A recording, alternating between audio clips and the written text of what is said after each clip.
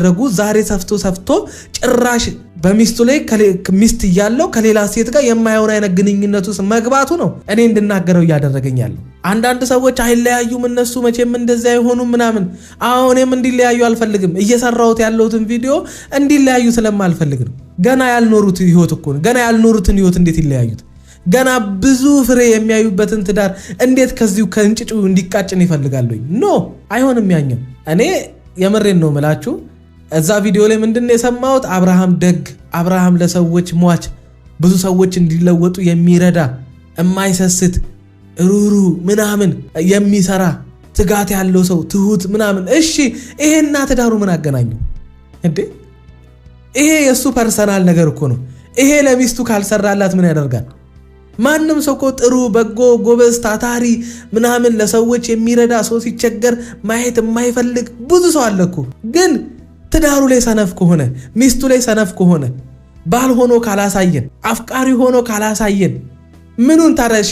እብዲቷ ሙሪቷም እኔ ያልነበርኩም ወይ ባንቺ ሆይ የመጣ ዝናብ ይጥላል ወይ? ሰበር ዜና። ሰላም ጤና ይስጥልኝ ክብራን አድማጭ ተመልካቾቼ፣ ላይክ አድርጉ። የሰዓት ዜናችን እንደቀጠለ ነው ማለት ነው። እንግዲህ ትናንትና ፍሬው ቲዩብ ለምንድነው አብርሃምን የምትሰርበው ለምንድነው ምን አደረገ ብዬ በተናገርኩት እኔ መቼም ስምህን ጠርቼ ነው አላፍርም። አንተ ግን ዜድ ለማለት በጣም ፈርተህ ሰምቼ ተልኮልኝ አንድ ሰው እንደዚህ ብሎ ትላለ። መቼም ድምጼ ያስፈራቸዋል እርግጠኛ ነኝ፣ አውቃለሁ፣ አምናለሁ። ግን ፍሬው ቲዩብ እኔ በሰራህበት ነገር ነው የተናገርኩ።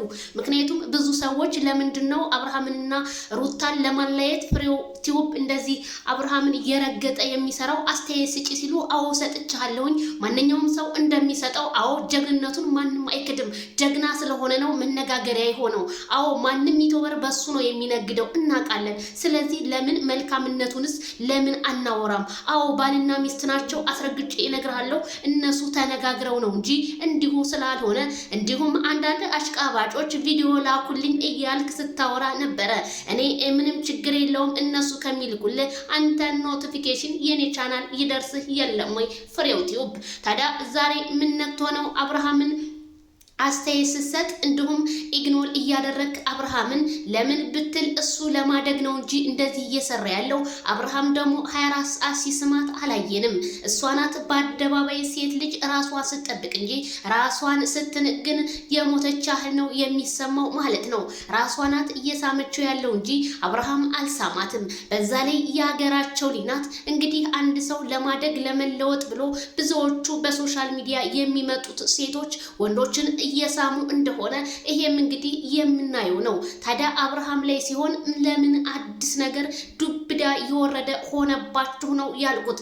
አዎ እንፈርዳለን እናያለን። የምንፈርደውም ታዲያ እኛ ለሁለቱም ነው። አብርሃምም ሩታም ባልና ሚስት ናቸው። መመካከር አለባቸው። ራሳቸውን በሶሻል ሚዲያ ማሰደብ የለባቸውም። ለማንም መነገጃ መሆን የለባቸውም ማለት ይሄ ሀቅና ሀቅ ነው። አስረግጬ እነግርሃለሁ።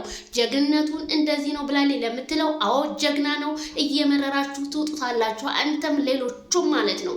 አዎ ጀግንነቱን ማንንም አይክደውም። ለሚስቱ ያለው ቦታ ሌላ የምትለው እነሱ ለ19 ደቂቃ ቪዲዮ እንጂ የሚናናቁት ከካሜራ ጀርባ አንድ እንደሆኑ አስረግጬ እነግርሃለሁ። ለማስመሰልማ አንዳንድ ሰዎች በየቲክቶኩና በየሶሻል ሚዲያ በየፌስቡኩ ሚስቴን ግራ አጠብኩኝ እያለ ይመጣል። ከኋላ ግን እያሰቃያት ነው የሚገኘው። የኢትዮጵያ ወንድ ድሮም ይሄው ነው እልሃለሁኝ። ስለዚህ አብርሃም ታደሰ ደግሞ በማስመሰል ሳይሆን በተግባር ለሩታ ያለው ፍቅር በጣም ልዩ ነው እልሃለሁኝ። ፍሬው ቲዩብ ይድረስ ላንተ። እኔ ስምን ጠርቼ በምንም ነገር ስለማላፍር ስለምኮራ እልሃለሁኝ። ስለዚህ ሩታ ሀብቴ በጣም ብዙ ሰዎች ክርስቲያን አይደለችም ብዙ ሰዎች ሲተቿት፣ ዛሬ ደግሞ ነጠላና መስቀል ሻማ ሲዘዋት ከቻሳ ብላለች። ሩታ ክርስቲያን ነኝ ለማለት ትናንትናም በኢንስታግራም ፔጇ ላይ እግዚአብሔር ያውቃል እግዚአብሔር ምንድነው እያለች ፖስታለች። አሁንም ነጠላና ሻማ አስይዘው እየፖሳሰቷት ነው። እባካችሁ ማንም ሰው የራሱ የሆነ እምነት አለው። ማንም ሰው የራሱ የሆነ ማንነት አለው። የፈለገውን ነገር መሆን ይችላል። እናንተ ምን አስጨነቃችሁ እላለሁ። ታዲያ ኮሜንታተሬ ምን አለች? ዜድዬ ምክርሽን ሰርቷል። ፍሬው ቲዩብ ገብቼ እያዳመኩ ነበር እና የምሬን ቀስ ብሎ ምክር ነው የሰጠው። የዛሬው ተመችቶኛል እና ደርሶኛል ብሎሻል። ቪዲዮሽ ልንገርሽ ብዬ ነው ዜድዬ። አዎ ደርሶኝማ አየሁት። ቪዲዮ ሼር አደረጉልኝ። እሱ ሼር ተደርጎልኝ እንዳለ እኔም ሼር ተደርጎልኝ አዳመጥኩት። እኔ ላንተ ብዬ እንጂ ወይ ጠልቼህ አይደለም። ግን ስሰጥ አስተያየት ለሁለቱን የሚያፋቅር ስጥ። አብርሃም ግን ለሚስቱ ብዙ ጊዜ ክብር የለውም እንደምትለው ከሆነ ሩታም እኮ መልስ ትመልስለታለች አይደል እንዴ? ስለዚህ ሩታም አብርሃምም ይመላለሳሉ። እሱ እንደውም ብዙ ጊዜ ዝምታን ነው የሚመርጠው ነው ምለ።